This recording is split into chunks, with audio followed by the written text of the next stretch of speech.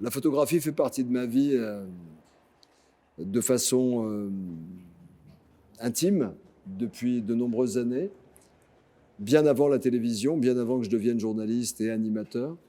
La photographie est reliée à une curiosité, à un besoin d'aller au fond des choses, d'être observateur mais sans être juge. La photographie, c'est une écriture avant toute chose. Photo, en grec, la lumière, grapho, l'écriture, c'est une façon de raconter des histoires. Et c'est une façon, pour moi, maintenant, depuis de nombreuses années, d'aller chercher, au-delà des apparences, ce que ne dit pas nécessairement le visible. Et même si je ne suis pas capable de l'expliquer, au moins d'essayer de le ressentir. Donc pour moi, la photographie, ça doit d'abord être une façon d'exprimer une émotion ou de ressentir une émotion. Il y a une expression en France qui parle de la tentation de Venise, où on a envie de larguer les amarres, de tout quitter et de venir vivre à Venise, qui est souvent reliée à un imaginaire de la littérature. Donc, curieusement, alors que j'ai énormément voyagé dans ma vie, je n'étais jamais venu à Venise. Ça a été imaginé, j'avais l'impression de connaître Venise, parce que la photographie que j'ai suivie à travers de grands photographes qui ont immortalisé des images de Venise m'avait toujours inspiré. Et en même temps me faisait peur, parce que je me disais, mais qu'est-ce que tu peux dire de plus à Venise? Tout a été dit depuis des siècles. Est-ce qu'il y a encore un chemin à Venise qu'on n'a pas exploré?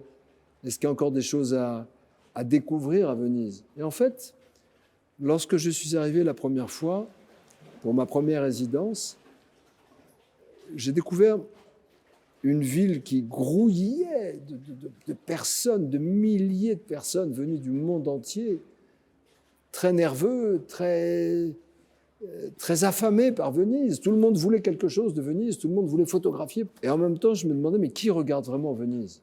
Ou plutôt, qui sont ceux qui nous regardent, nous, qui sommes de passage à Venise? Qui sont ceux qui nous observent? La ville nous regarde. On a le sentiment que c'est Venise qui nous observe. Et par extension, ce sont les Vénitiens, les vrais Vénitiens qu'on voit rarement, qui nous observent aussi, mais qui ne disent rien. Et en même temps, on a l'impression que les Vénitiens se cachent, on a l'impression que les gens du quotidien, les gens qui font vivre Venise comme un grand village, on va dire, les artisans, les commerçants, les livreurs, eux nous observent. Donc pour moi, la première sensation que j'ai eue quand je suis arrivé à Venise, c'était que la ville te regarde.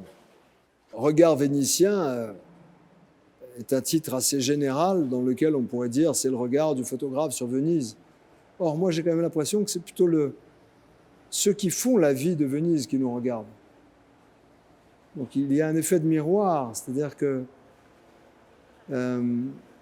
moi j'ai été touché par la façon d'être des Vénitiens qui avaient une distance très intéressante avec l'objectif et la focale, qui n'étaient pas dans une posture de représentation.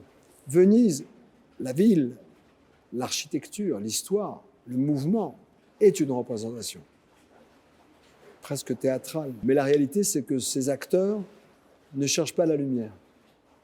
Pour moi, c'était essentiel dans ma quête et dans ce titre de regard vénitien. Qui regarde qui? Qui recherche la lumière? Et visiblement pas les Vénitiens. Ils ont une lumière en eux, ça leur suffit. Tu viens pour essayer de faire partie de l'histoire, mais en fait, l'histoire, elle ne s'intéresse pas à toi, mais elle t'observe. Elle regarde ton passage. Et donc, la photographie, c'est une connexion. Qu'est-ce que tu veux de Venise? Tout le monde veut quelque chose de Venise. Moi, je ne voulais pas grand-chose. Je voulais juste reconnaître des regards. Un homme qui fume sur son balcon de façon totalement anonyme, perdu dans son nuage, mais qui t'observe.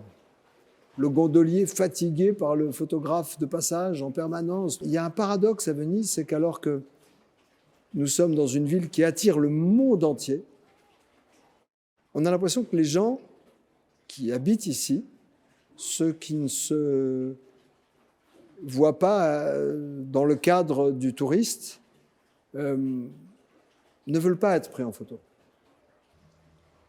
Donc toutes ces choses de Venise que je ne connaissais pas, je les ai ressenties d'abord.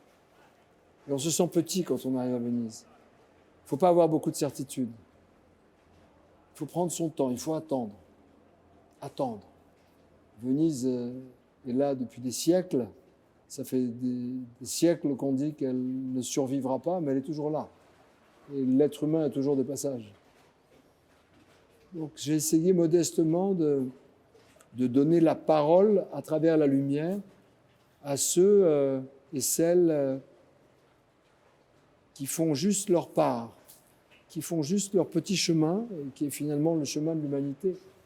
Que ce soit sur le marché à Rialto, où tu vois effectivement les poissonniers, les pêcheurs arriver, faire des gestes millénaires. Chacun veut sa part, et chacun veut une part de Venise. C'est ça qui m'a peut-être choqué quand je suis arrivé, c'est que chacun voulait vite quelque chose de Venise. Or, c'est peut-être Venise qui veut quelque chose de toi. C'est peut-être Venise qui t'observe et qui dit « Mais qu'est-ce que tu vois ? Qu'est-ce que tu as à nous dire ? Qu'est-ce que tu crois qu'on t'attendait ? Personne ne t'attend ici. Personne n'a besoin nécessairement de ton regard. Chacun vit sa vie depuis des siècles. Donc il faut trouver un chemin. Et j'ai essayé avec mon appareil photo, en marchant, en discutant, en écoutant beaucoup.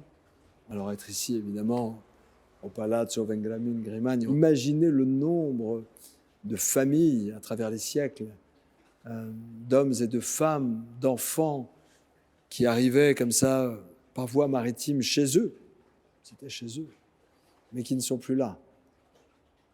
Alors être ici, c'est un honneur, une responsabilité aussi. Honorer la mémoire des absents, mais dont l'œuvre est toujours vivante.